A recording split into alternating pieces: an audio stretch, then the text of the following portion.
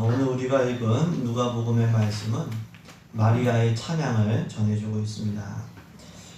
마리아는 천사를 통해서 구세주가 자기를 통해 태어나신다는 소식을 들었습니다. 그 소식을 듣는 과정에서 친족 엘리사벳도 하나님의 능력으로 지금 임신했다 이런 사실을 듣게 되었습니다. 그래서 천사가 떠난 후에 엘리사벳의 집으로 찾아간 것입니다. 엘리사벳의 집에 가보니까 정말 천사가 얘기했던 대로 엘리사벳이 이미 임신했던 것이죠. 그리고 엘리사벳을 통해서 자신의 몸을 통해 구세주가 온다고 하는 것을 확신하게 되었어요. 재확신하게 된 것이죠. 자기 몸을 하나님께 드린 것에 대해서 엘리사벳을 통해서 축복도 받았습니다. 말씀대로 이루어짐을 믿은 여자에게 복이 있다. 이렇게 축복도 받았습니다. 그래서 오늘 본문에서 마리아가 하나님을 찬양하고 기뻐한 것을 우리가 볼 수가 있습니다. 우리 46절, 47절 말씀을 우리 같이 읽겠습니다. 46절과 47절 말씀을 같이 읽습니다. 마리아가 이르되 내 영혼이 주를 찬양하며 내 마음이 하나님 내 구주를 기뻐하였으므. 아멘. 찬양과 기쁨이 넘치길 주님의 이름으로 축복합니다. 마리아는 천사가 찾아와서 은혜를 받은 자여 라고 했을 때 놀라고 무서워했죠. 물론 자기 몸을 통해서 구세주가 태어나신다는 것이 하나님 뜻을 알고 주의 여종이오니 주의 말씀대로 이루어지기 원한다고 헌신도 했습니다. 그럼에도 불구하고 여전히 혼란스럽고 여전히 당황스러웠을 것입니다. 왜냐하면 처녀가 아들을 낳는다? 이거는 맨정신으로 보면 가능한 것으로 여겨지게 되고 파혼당하고 돌에 맞아 죽을 일이기 때문이죠.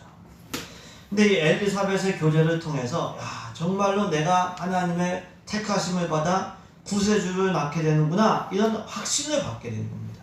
그래서 마음을 다해서 확신이 오니까 마음을 다해서 하나님을 찬양하고 기뻐할 수가 있었습니다. 이를 통해서 알 수 있는 것은 무엇입니까? 내가 은혜 받았음을 깨닫고 확신한 사람은 하나님을 찬양하고 기뻐한다는 겁니다. 받은 은혜를 깨닫고 확신한 사람은 하나님을 찬양하고 기뻐하는 것이죠. 우리에게도 그런 은혜가 있기를 소망합니다. 찬양은 곡조가 있기 때문에 겉으로는 노래죠. 노래처럼 다 보입니다. 근데 찬양은 자기 기분을 달래는 노래와는 좀 차원이 틀려요.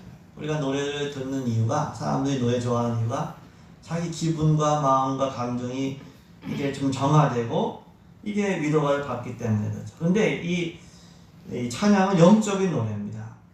은혜를 주신 하나님을 높이고 자기를 드리는 영적인 노래예요. 여러분들 찬송 부를 때 영적인 사건들이 일어나야 돼요. 이게 찬양 드릴 때 그 가사가 음미이 되면서 고백이 되면서 그 찬양 가운데 주님의 임재를 누리는 게 찬양을 잘하고 예배를 잘 드리는 겁니다. 맹송맹송 이 노래만 하면은 찬양이 노래가 되면 안 되죠. 그래서 이 찬양과 노래는 좀 틀린데요. 그렇기 때문에 받은 은혜를 깨닫지 않고서는 찬양이 터져나오지가 않아요. 마음에서 영혼에서 터져나오죠. 영혼 깊숙이 찬양이 터져나온다는 것은 성령의 감동이 있다는 증거고 그 안에 영적인 기쁨이 있다는 증거예요. 우리 주일학교 학생들한테 찬양 좀 크게 해라. 왜 안 되냐면은 이 감동이 없기 때문에. 어른 예배도 마찬가지예요. 성령의 감동을 받지 않고 성령의 기쁨이 없으면 찬양이 터져나오지 않아요. 목소리가 안 들려요. 마리아처럼 하나님을 찬양하고 기뻐한다. 이건 내가 은혜를 받은 깨닫고 영적인 감동이 있다는 거죠. 우리 모두가 그렇게 되기를 소망합니다. 마리아처럼 찬양하고 기뻐하려면 어떻게 해야 될까요? 받은 은혜를 마리아처럼 깨닫고 확신해야 되죠. 마리아는 천사를 통해서 자기가 택함 받고 은혜 받았다 라고 하는 것을 어렴풋이 깨달았어요. 어렴풋이. 인류 역사에 한 번 있는 일에 내가 쓰임 받는 거야. 근데 미래에 대한 두려움도 있었죠. 근데 그런 상황에서 믿음의 사람 엘리사벳을 만나고 교제하면서 내가 정말 하나님의 은혜를 받은 사람이구나. 깨닫고 확신하게 된 거예요. 그 깨달음과 확신을 통해서 찬양과 기쁨의 샘이 터져나오게 되는 거죠. 하나님을 찬양하고 기뻐하려면 하나님으로부터 받은 은혜를 깨닫고 확신해야 됩니다. 성령님 안에서 깨닫는 은혜가 있기를 소망합니다. 성경을 읽을 때마다 깨달으시길 주의 이름으로 축복합니다. 믿음의 교제를 통해서 받은 은혜를 재확인하고 깨닫는, 확신하는 은혜가 있기를 주님의 이름으로 축복합니다. 이렇게 받은 은혜를 깨닫고 확신한 마리아는 하나님을 찬양하고 높이고 마음을 다해서, 영혼을 다해서 기뻐했습니다. 그럼 마리아는 어떤 찬양을 드렸을까요? 한 사람의 찬양과 고백을 들어보면 그 사람이 만나고 경험한 하나님을 알 수 있어요. 먼저 마리아는 자기의 비천함을 돌보신 하나님을 찬양했습니다. 마리아가 경험한 하나님은 비천한 사람을 돌보시는 긍휼의 하나님인 것을 우리가 알 수가 있습니다. 우리 48절 말씀을 같이 읽겠습니다. 48절 말씀을 같이 읽습니다. 그의 여종의 비천함을 돌보셨습니다. 보라, 이제부로는 만세의 날을 복이 있다 일컬으리로다. 아멘. 우리가 지난 주일에 살펴봤듯이 마리아가 살던 갈릴리, 고통받고 천대받던 흑암의 땅이었습니다. 또 나사렛은 갈릴리 지역에서도 더 소외되고 아주 그런 시골 지역이었죠. 요한복음 1장에 나다나엘이 예수님을 소개받을 때 나사렛 예수라 이렇게 소개를 받으니까 이런 말을 했어요. 나사렛에서 선한 것이 날 수 있겠느냐? 아주 무시를 한 겁니다. 나사렛에서 선한 것이. 그만큼 나사렛은 사람들의 무시를 받던 지역이었습니다. 더욱이 고대 시대에는 여자의 사회적인 위치가 매우 낮았죠. 여자하고 애들은 이 숫자 셀 때 안 들어갔다고 합니다. 그렇기 때문에 이 갈릴리 나사렛에 사는 마리아는 사회적인 신분으로 매우 비천했습니다. 근데 그럼에도 불구하고 하나님은 마리아를 통해서 예수님을 보내시고자 한 거죠. 이걸 깨달은 마리아는 그의 여종의 비천함을 돌보셨습니다. 이렇게 찬양하고 기뻐하는 걸 볼 수 있습니다. 이를 통해서 알 수 있는 것은 무엇입니까?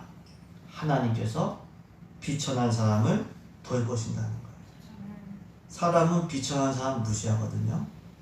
이용하거나 경멸하지 않으면 다행인데 그렇지가 않아요. 하나님의 마음은 틀려요. 하나님은 비천한 사람을 돌보시는 게 하나님, 긍휼의 하나님. 그래서 우리가 비천해 보인다고 함부로 사람을 무시하면 안 돼요. 하나님 마음이 아니에요. 세상적인 기준과 잣대를 가지고 까야 뭉개고 무시하는 거, 이건 하나님 마음이 없는 겁니다. 그것은 그 사람을 지으신 하나님을 멸시하는 거죠. 어떤 애가 있는데 코 올리고 막 지저분하다고 그 애를 무시하고 괴롭히면 누구를 무시하는 거예요? 부모를 무시하는 거죠. 부모와 싸우겠다고 하는 소리죠. 우리가 구약성경 율법서를 보시면 당시 사회적 약자였던 과부나 고아나 나그네를 배려하는 말씀이 군데군데 나와요. 왜냐하면 그때는 사회적인 약자였어요. 지금은 좀 틀릴 수가 있는데 세상에는 가난한 사람, 장애를 가진 사람, 약한 사람이 항상 있어요. 우리도 그렇게 될 수도 있어요. 우리도 그렇게 될 수 있어요. 그렇기 때문에 우리가 하늘아버지의 마음은, 아버지의 마음은 그들을 더 긍휼히 여기시고, 우리가 몸이 아프면은 더 신경 쓰이듯이, 그러니까 약하다고 무시하면 이거는 하늘아버지의 마음이 아닌 거예요. 비천한 사람을 돌보시는 하나님의 마음으로 우리가 연약한 사람이 있으면 더 배려하고 더 존중하는 우리 교회, 우리 인생이 되어야 될 줄로 믿습니다. 그게 하나님의 마음을 가진 사람들, 하나님의 자녀들이에요. 또 우리는 마리아처럼 겸손한 마음을 늘 잃지 말아야 돼요. 마리아는 하나님을 찬양할 때 그의 여종의 비천함을 돌보실 하나님을 찬양하는 거예요. 자신을 비천한 여종이라고 해서 비천한 여종. 마리아의 마음이 겸손한 겁니다. 네. 겸손한 사람이 주님을 높이고 찬양하죠. 교만한 사람은 안 찬양해요. 근데 사회적 신분이 낮다고 마음까지도 겸손한 것은 꼭 아니에요. 가진 건 없지만 교만하고 사나운 사람들도 있어요. 폭발할 것 같은 사람. 근데 반대로 부자라고 해서 많이 배웠다고 해서 꼭 교만하냐? 꼭 그런 것도 아니더라. 예? 많이 가지고 많이 배웠는데도 겸손한 사람들이 또 많이 있어요. 그렇기 때문에 우리는 우리가 처한 상황과 상관없이 늘 겸손해야 돼요. 누구나 약함이 있거든요. 그 약함을 겸손의 기회로 삼아야 돼요. 겸손의 통로로 삼아야 돼요. 내가 약함이 있어요? 절망하고 하나님을 원망하는 거는 그거는 잘못 사용하는 거고, 그게 하나님 제가 비천한 걸 깨닫게 해주셔서 감사합니다. 마리아처럼 늘 겸손한 우리 되기를 소망합니다. 그래야 그 사람이 찬양하고 하나님을 높이는 사람이 될 수 있습니다. 또 우리는 예수님 안에서 더 이상 우리가 비천하지 않다는 것을 꼭 기억을 해야 돼요. 마리아가 그의 여정의 비천함을 돌보셨습니다. 끝난 게 아니라 후에는 뭐라고 했어요? 만세에 나를 복이 있다 일컬으리라. 왜? 자기 몸으로 구세주가 나을 것이기 때문에 이제는 만세에, 천주교는 마리아를 이제 거의 하나님 수준으로 높여요. 이거는 이단이죠. 이건 성경적이지 않습니다. 그건 잘못된 거예요. 마리아도 죄인이에요. 근데 그만큼 마리아를 후대의 만세로 복이 있다 일컬어지는 말대로 된 거예요. 사실은 그렇게 존중을 받고 있는 거죠. 왜 그러냐면은 자기 몸을 통해서 구세주가 나셨기 때문에. 그러면 우리도 결코 비천한 자가 아니에요. 왜? 영적으로 우리 안에 예수님이 계시기 때문에. 우리가 예수님을 영접한 줄로 믿습니다. 예수님을 영접했기 때문에 우리는 결코 비천한 자가 아니에요. 네. 이거를 깨달아야 돼요. 깨닫고 살아야 돼요. 우리도 마리아처럼 하나님을 찬양하고 기뻐해야 될 복 있는 사람인 줄로 믿습니다. 왜? 내 안에 주님이 영적으로 계시기 때문에. 우리가 천국 가는 게 우리 힘으로 가는 게 아니에요. 우리 안에 예수님의 그 이름으로 공로로 천국 가게 되는 줄로 믿습니다. 우리의 공로로 자격으로 기도하는 게 아니라 우리 안에 계신 예수님으로 우리가 기도할 수가 있는 거죠. 그래서 우리도 마리아처럼 찬양하고 기뻐해야 돼요. 내 안에 계신 주님을 늘 기억하면서 찬양하고 항상 기뻐하는 우리 되어야 될 줄로 믿습니다. 이처럼 마리아는 여종의 비천함을 돌보실 하나님을 찬양하고 기뻐했습니다. 그리고 또 마리아는 어떻게 찬양하고 기뻐했냐면 능하시고 거룩하신 하나님을 찬양하고 기뻐했습니다. 우리 49절 말씀을 같이 읽겠습니다. 49절 말씀을 같이 읽습니다. 능하신 이가 큰 일을 내게 행하셨으니 그 이름이 거룩하시며. 아멘. 마리아는 전능하신 하나님께서 자기에게 큰 일을 행하셨다. 이거는 어떤 구체적으로 살펴보면 성령으로 잉태하여 구세주를 낳게 하실 하나님을 찬양하는 거예요. 아니, 사람의 힘으로는 불가능해요. 이게 어떻게 인공수정도 아니고 이게 성령으로 아기를 낳게 되겠어요. 이건 불가능한데 능하신 이가 내게 큰 일을 행하셨구나. 전능하신 하나님을 찬양한 겁니다. 또 마리아는 하나님의 이름이 거룩하다고 찬양했어요. 하나님의 이름이 거룩하다는 건 하나님께서 거룩하시다 이렇게 찬양한 겁니다. 마리아는 구세주를 통해서 우리의 죄 문제를 해결해 주시고 우리를 거룩하게 하시는 거룩하신 하나님을 찬양한 겁니다. 이를 통해서 알 수 있는 것은 무엇입니까? 하나님은 전능하시고 거룩한 하나님이십니다. 하나님은 전능하시고 거룩한 하나님이신 줄로 믿습니다. 이거 꼭 기억해야 돼요. 그렇기 때문에 우리도 능력 있게 살아야 돼요. 전능하신 하나님은 아버지로 모시고 산다고 하면서 입만 열면 못한다, 안 된다, 해봐야 소용없다. 이거는 앞뒤가 안 맞아요. 그건 믿음의 사람 아닙니다. 믿음의 언어가 아니에요. 그거는. 하나님 뜻이면 된다.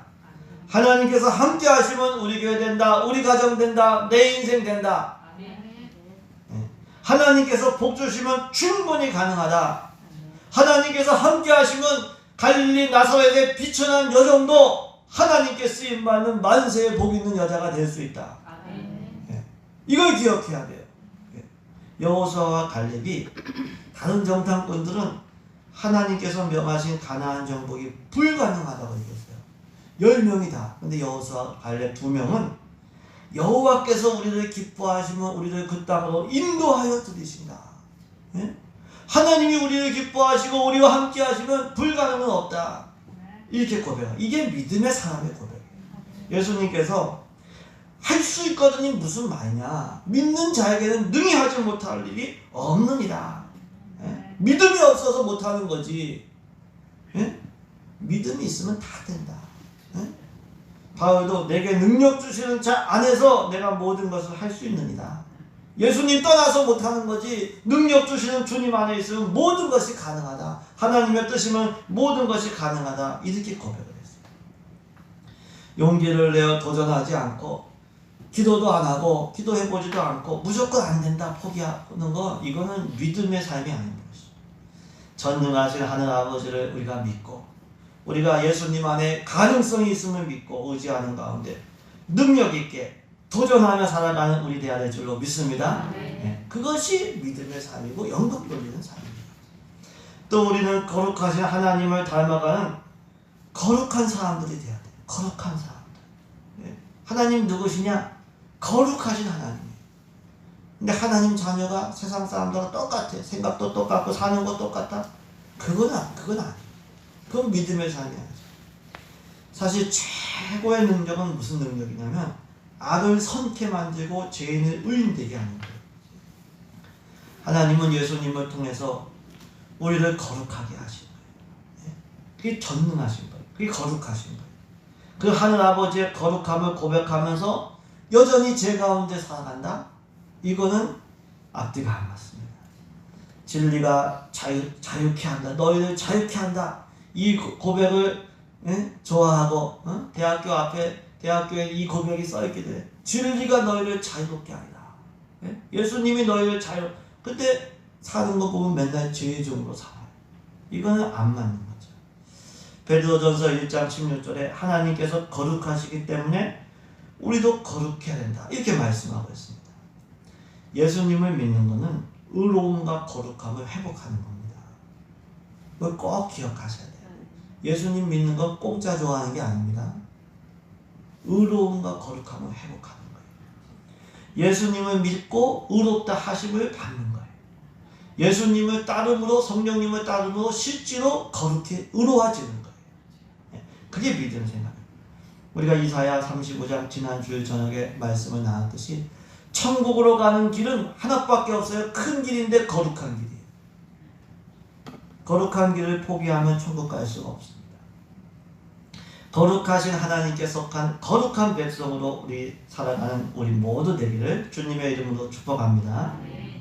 이처럼 마리아는 전능하시고 거룩하신 하나님을 찬양하고 기뻐했습니다. 더 나아가서 마리아는 긍휼히 여기시기도 하시고 내리치시기도 하시는 주권자 하나님을 찬양했어요. 마리아는 하나님의 긍휼하심이 두려워하는 자에게 대대에 이른다. 다 긍휼히 여기시는 게 아니에요. 이거 우리가 분별을 해야 됩니다. 하나님이 마음의 생각이 교만한 자를 흩으신다고 이렇게 고백을 했어요. 권세 있는 자들을 위해서 내리치신다? 비천한 자를 높이신다? 네? 줄이는 자에게 좋은 것으로 배불리시고 부자는 빈손으로 보내신다. 이런 하나님을 찬양했습니다. 우리 50절에서 53절까지 말씀을 우리 같이 읽겠습니다. 50절에서 53절까지 말씀입니다. 긍휼하심이 두려워하는 자에게 대대에 이르도다. 그의 발로 힘을 보이사 마음의 생각이 교만한 자들을 찢으시고 권세 있는 자를 긍휼히 여기시며 비천한 자를 높이셨고 줄이는 자를 좋은 것으로 배불리셨으며 부자는 빈손으로 보내셨도다. 아멘. 긍휼하심이 두려워하는 자에게 대대에 이른다. 두려워하는 자는 누굽니까? 하나님을 경외하는 자. 하나님이 누구를 긍휼히 여기시나요? 하나님 무시하는 자가 아니라 하나님 경외하는 자. 여러분들 예배 드릴 때 가장 아름다운 모습으로 드리세요. 예배 드릴 때 지각하지 마세요. 사람과도 약속하였고 지각하는 건 어떤 의미에서는 무시하는 거예요. 예의가 아닙니다. 10분, 20분 전에 오셔서 주님 저 은혜 주세요. 저 불쌍히 여겨주세요. 네. 그렇게 예배드리면 그렇게 예배드리지 않는 거하고는 다릅니다. 하나님은 우리가 두려워야 될 뿐이지 내가 이용하거나 무시해야 될 뿐이 아니에요. 번지수를 잘못 찾은 겁니다. 우리가 그러면은 경외하는 자를 긍휼히 여기십니다. 그의 팔로 마음의 생각이 교만한 자를 흩으십니다. 교만한 자를 흩어버리죠. 권세 있는 자를 위해서 내리치신다. 권세 있는 자는 무조건 권세 있다고 내리치시는 게 아니라 앞에 부분과 연결해서 해석을 해야 됩니다. 성경 해석할 때 그 해석을 잘해야 되는데 문맥적으로 교만한데 교만한 권세자를 얘기하는 거예요. 내가 좀 권세가 있다고 교만한 자를 위해서 내리치신다. 비천한 자를 높이신다. 이건 무조건 비천하다고 높이시는 게 아니라 앞에 있는 말씀과 연결해서 하나님을 두려워하면서 비천한 자예요. 그런 사람을 높이시는 거예요. 줄이는 것도 마찬가지입니다. 무조건 배고픈 사람만 하나님이 위하시냐? 그거 아니에요. 하나님을 두려워하면서 줄인 자. 그 사람은 하나님 배불리 주셔요. 부자를 빈손으로 보내셨다? 이건 무조건 부자 차별하는 게 아니에요. 역차별하는 게 아니에요. 교만한 부자 빈손으로 돌려보내셨다. 이를 통해서 알 수 있는 것은 무엇입니까? 하나님께서 긍휼히 여기시기도 하시고 내리치시기도 하시는 거예요. 동일한 하나님이시지만 모든 사람을 동일하게 대하시는 건 아닙니다. 하나님을 경외하는 비천한 자는 긍휼히 여기시고 은혜를 부어주세요. 근데 자기가 좀 권세가 가지고 있고 가진 부유함이 있다고 해서 교만한 자 흩으시고 내치시는 거예요. 그래서 우리가 늘 하나님을 경외하고 겸손해야 됩니다. 마태복음 5장 3절에 심령이 가난한 자가 복이 있다. 천국 가는 사람의 특징이 뭐냐? 겸손한 거예요. 심령이 가난한 거예요.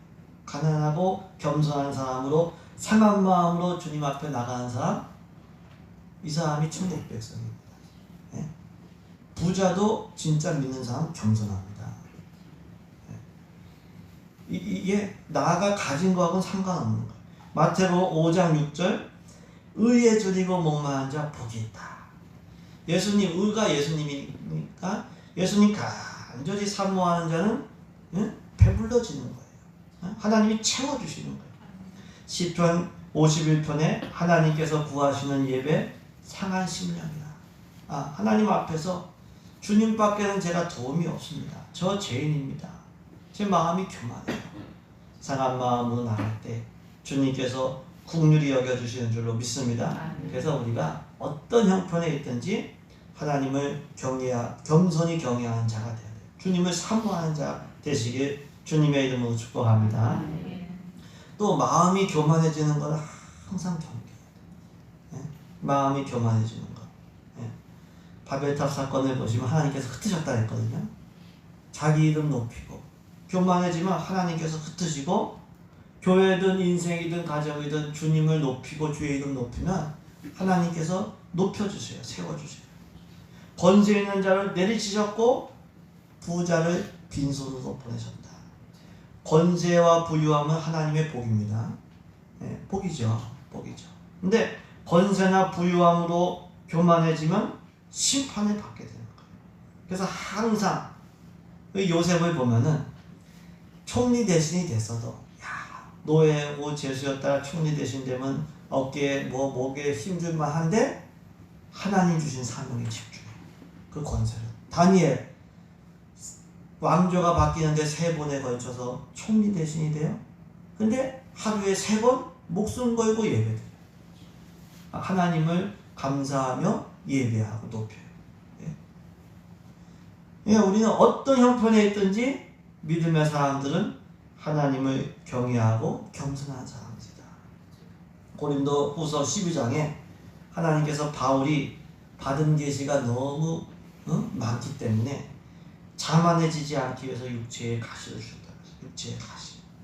바울에게 있어서 그 육체의 병은 기도하게 하시는 하나님의 은혜였어요. 하나님 겸손하게 하시는 하나님의 은혜였어요. 하나님께서 우리에게 어떤 문제를 허락하시는 이유는 여러 가지 이유가 있겠지만 핵심적인 이유 중에 하나는 겸손히 기도하는 거예요. 내 인생의 문제가 자식 문제든 물질 문제든 건강 문제든 그거는 겸손히 기도하는 수단으로 우리가 삼아야 됩니다. 그런 은혜가 있기를 소망합니다. 그러면 하나님 능력이 임해요. 하나님이 돌봐주셔요.